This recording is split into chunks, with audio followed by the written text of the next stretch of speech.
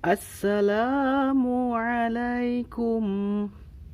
Bismillahirrahmanirrahim. Alhamdulillahirabbil alamin. Allahumma shalli ala sayyidina Muhammad wa ala sayyidina Muhammad. Berjumpa lagi dengan kami di kajian hadis kitab Riyadhus Shalihin, terjemah dan penjelasannya. Kita akan melanjutkan hadis kita yang sudah diawali dari video sebelumnya, yaitu perihal bab niat dan keutamaan ikhlas. Kita beranjak ke hadis kedua. Bismillahirrahmanirrahim. Wa an ummal mu'minina umma Abdillah Aisyah radhiyallahu anha qalat qala Rasulullah sallallahu alaihi wasallam yaghzu jaisyul Ka'bah fa idza kanu bi baida'a minal ard yukhsafu bi awwalihim wa akhirihim qalat qultu ya Rasulullah kaifa yukhsafu bi awwalihim wa akhirihim wa fihim aswaquhum wa man laysa minhum qala yukhsafu bi awwalihim wa akhirihim thumma yub'atsun ala niyyatih. Muttafaqun alaih. Dari Ummul Mukminin Ummi Abdillah yakni Aisyah radhiyallahu anha berkata bahwa Rasulullah sallallahu alaihi wasallam bersabda, ada sepasukan tentara yang hendak memerangi Ka'bah. Ketika mereka berada di suatu padang pasir dari tanah lapang, lalu dibenamkanlah orang pertama sampai yang terakhir dari mereka semuanya. Aisyah berkata, saya bertanya, wahai Rasulullah, bagaimanakah semuanya dibenamkan dari yang pertama sampai yang terakhir, sedangkan di antara mereka ada pedagang di pasar dan ada pula orang yang tidak termasuk golongan mereka. Rasulullah Shallallahu Alaihi Wasallam menjawab, semuanya dibenamkan dari yang pertama sampai yang terakhir. Kemudian nantinya mereka akan dibangkitkan dari masing-masing kuburnya sesuai niatnya masing-masing. Muttafaqun alaih. Redaksi hadis ini milik Imam Bukhari. Mari kita baca penjelasannya.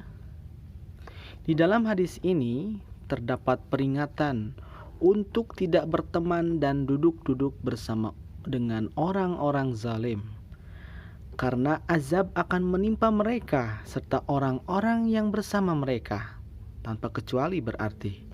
Meskipun ketika dihisab nanti akan diperlakukan sesuai dengan niat baik dan buruk mereka masing-masing. Di dalam hadis yang diriwayatkan Ibnu Umar secara marfu' disebutkan, apabila Allah telah menurunkan azab kepada suatu kaum, maka azab tersebut akan mengenai semua orang yang berada di dalamnya. Na'udzubillah min dzalik. Kemudian mereka akan dibangkitkan sesuai niat mereka. Hadis sahih riwayat Al-Bukhari 21118, Muslim 2884. Satu hadis lagi dari Aisyah radhiyallahu anha. Wa an Aisyah radhiyallahu anha qalat qala an-nabiy sallallahu alaihi wasallam la hijrata ba'da al-fath walakin jihadun wa niyyah wa idastunfirtum fanfiru. Muttafaqun alaih. Dari Aisyah radhiyallahu anha berkata bahwa Nabi sallallahu alaihi wasallam bersabda, tidak ada hijrah setelah pembebasan Mekah, tetapi yang ada adalah jihad dan niat. Oleh karena itu, apabila kalian semua diminta untuk berangkat berjihad, maka berangkatlah. Muttafaqun alaih. Penjelasannya, maknanya tiada hijrah lagi dari Mekah, sebab saat itu Mekah telah menjadi daerah Islam. Al-Khattabi dan lainnya berkata, pada masa awal Islam, hijrah merupakan kewajiban atas orang yang telah masuk Islam lantaran minimnya umat Islam di Madinah dan kebutuhan umat Islam untuk berkumpul. Ketika Allah telah membebaskan kota Mekah, orang-orang berbondong-bondong masuk Islam, maka kewajiban hijrah ke Madinah menjadi gugur.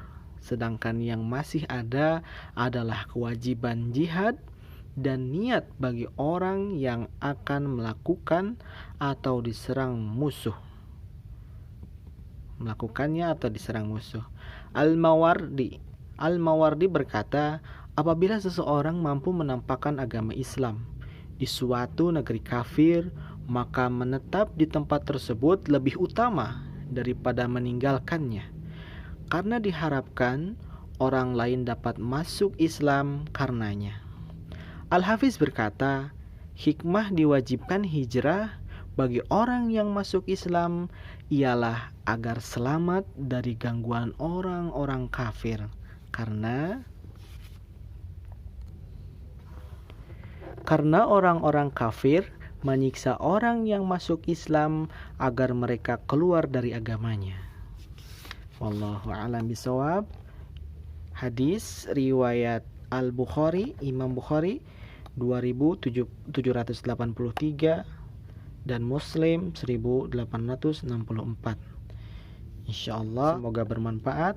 Sekian, semoga kita dapat mengambil hikmahnya mengenai hijrah. Dan hijrah yang paling diutamakan adalah